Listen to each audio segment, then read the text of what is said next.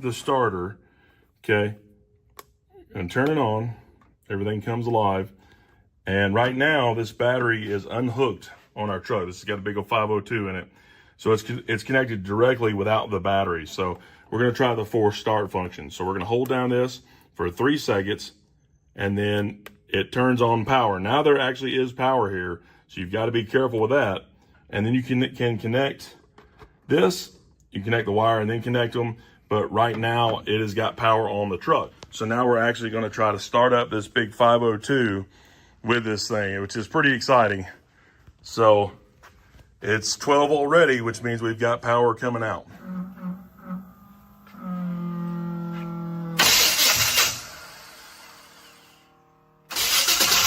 Wow, that is impressive.